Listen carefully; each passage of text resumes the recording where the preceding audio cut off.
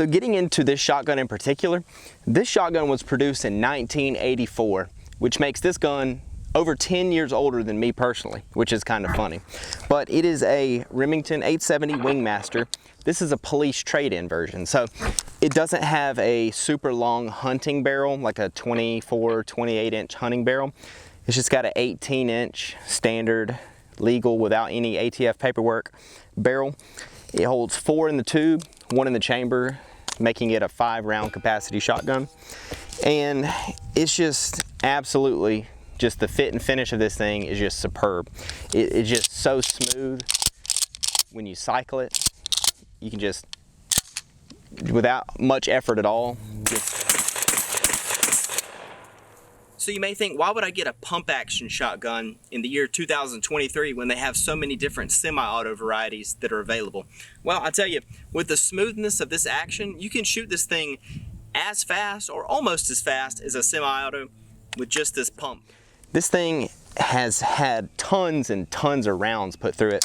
As you can see in this shot and some of the B-roll clips that we're rolling in here, the coating, the bluing on this thing is already rubbing off in multiple spots, which when it comes to my guns, you know, I'm not worried about them looking new or keeping the finish. You know, I like a well-worn look. So the bluing that's missing off the bolt here and the feeding tube, you know, that's no problem with me. It just shows that this gun is used and it's taken care of. The finish is not rusted. Hardly any. There's a few spots where a little bit of rust has developed, like towards the end of the barrel. But I mean, this thing is, you know, 30, 35, 36 years old, however my math is going right there, but it's just in great shape. When I first got it, the stock and the foregrip up here, they were pretty beat up, so I took them off, I sanded them, and I re-stained them as close as I could get to the original color that they would be from the factory, and it turned out pretty good.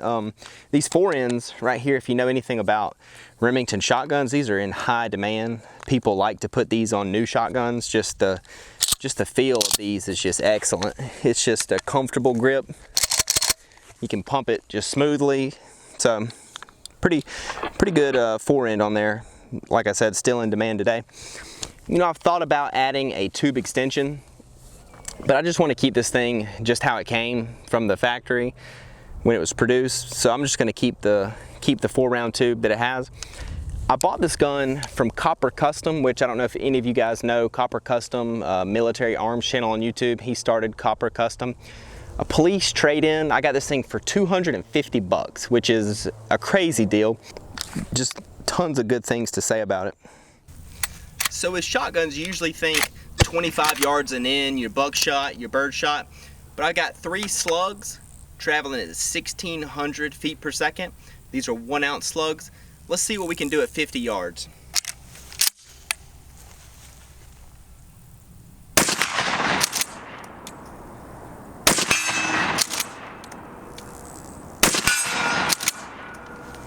So I missed the first one because I'm shooting a little bit high, but as you can see, I dialed those second 2 in, and this thing hits them with a solid punch.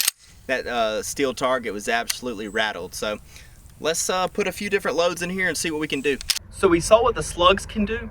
Let's see what just your standard 2 3/4 9 pellet double up buckshot can do. So we have our human torso target right here.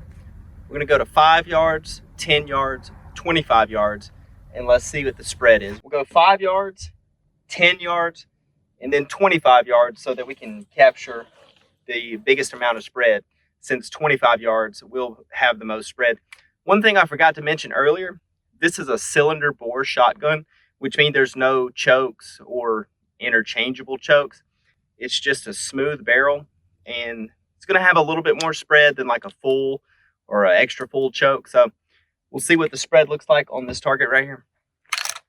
All right, so this is at 5 yards. This is gonna be a very, very tight spread and a lot of power in a small area. So let's see what we got.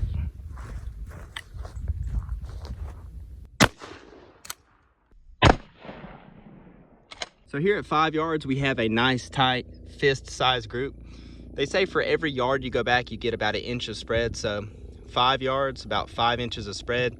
That's the wad right there. That's not obviously not a pellet. So pretty good results from 5 yards. So now we're at about 10 yards. We're gonna aim for the pelvic region and we're gonna see how much spread we get at 10 yards. Double aught buck, 9 pellet.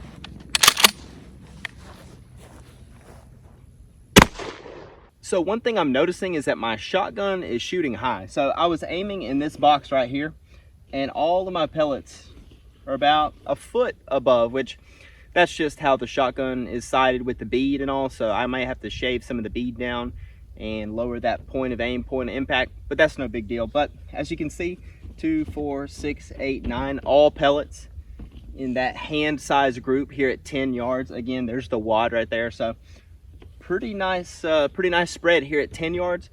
Let's back up, let's go to 25 yards and see what we can do here in the middle of the torso. So here we are at 25 yards. I'm gonna aim just in the middle of that chest area box and we'll see where the pellets hit, but let's check out the spread at 25 yards.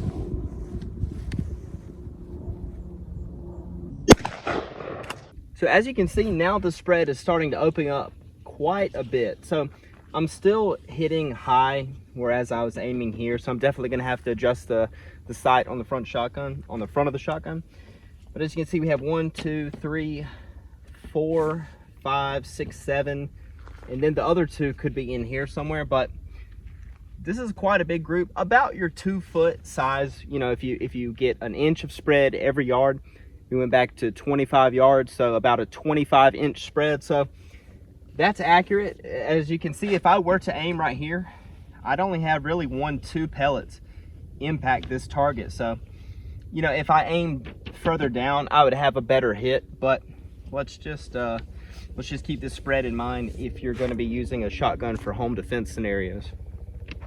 So next up, I have a number 4 Buckshot, which has 21 pellets. Now, obviously, they're going to be smaller pellets than the double aught Buckshot. So let's go back to the 10-yard mark and let's see what this number 4 21 pellet Buckshot will do on this torso size target. So as we've figured out, my shotgun is shooting high. When I aim in the center, my patterns are patterning above here. So with this load, I'm going to aim about at the A+0 mark on this target, and hopefully we'll get a good center impact and we'll be able to see what the spread of these 21 pellets will look like. Here we are at 10 yards, the number 4 buck. Let's see how it patterns.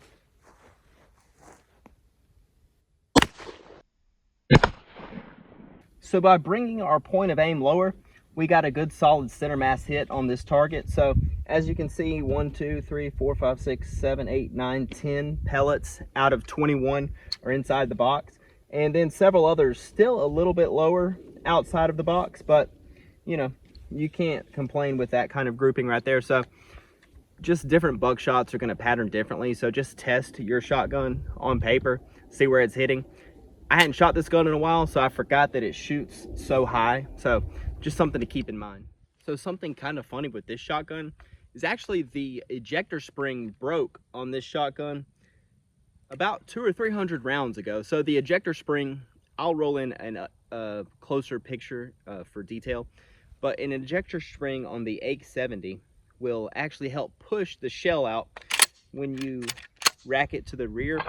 This ejector right here will grab a hold of the shell on the rim right there, and the spring helps push it out of the gun. So my ejector spring broke several hundred rounds ago and I've still been shooting it, and the ejector itself has to just grab the rim of the shell and just pull it out when you eject the shell. So it's been doing well. I've had no issues with reliability.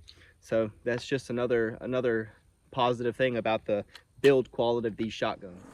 So if you were to compare a 5-shot 12-gauge Remington 870 that is produced today to this shotgun, there'd be a few main differences. One would be the smoothness of the action. This almost feels like a hand-polished, hand-tuned, hand-fitted action, just buttery smooth. I can't, like, just anytime you pick up the shotgun, you just have to rack it a few times just to appreciate how smooth it is.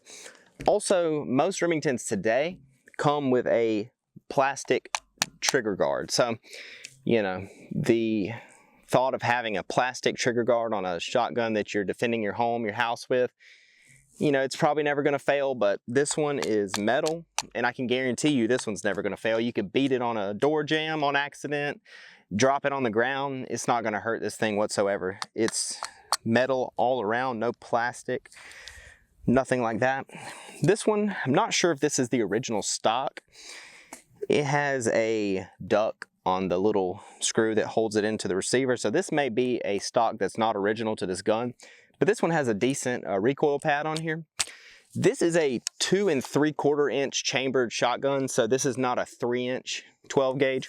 So recoil pad definitely helps, but it's not as severe if you're shooting like a 3-inch double-aught buck or something like that. Now, 2 3/4 double-aught buck, 2 3/4 slugs, they definitely pack a punch on this thing. So it's definitely no slouch, but the only thing I don't like about this is the 2 3-inch chambering. I wish it were a 3-inch, you could just accept a wider array of shells in it, but 2 3/4, that's your most common anyway, so no complaints there really at the end of the day. It just has a non-ventilated barrel, just your bead sight on the front, so nothing too fancy there, just standard bead sight. But overall, these old shotguns are just super well made. If you ever have the chance to buy one, I'd purchase one on the spot.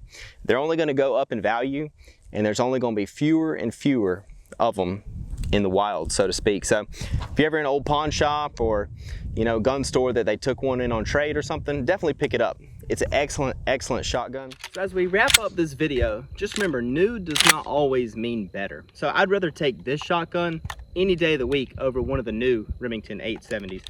The old saying's true, they don't make them like they used to, and that definitely holds true for this shotgun. For being a gun that's older than I am, I have zero complaints with this thing. I hope you guys enjoyed the video. We have a ton of content on the way, so hit that subscribe button, leave us a like, and also let me know down in the comments below, is there a gun that you think Remington makes that's better than this one? These are just my opinions in these videos, so I definitely like to hear from you guys. So thanks for watching, and we'll see you guys in the next video.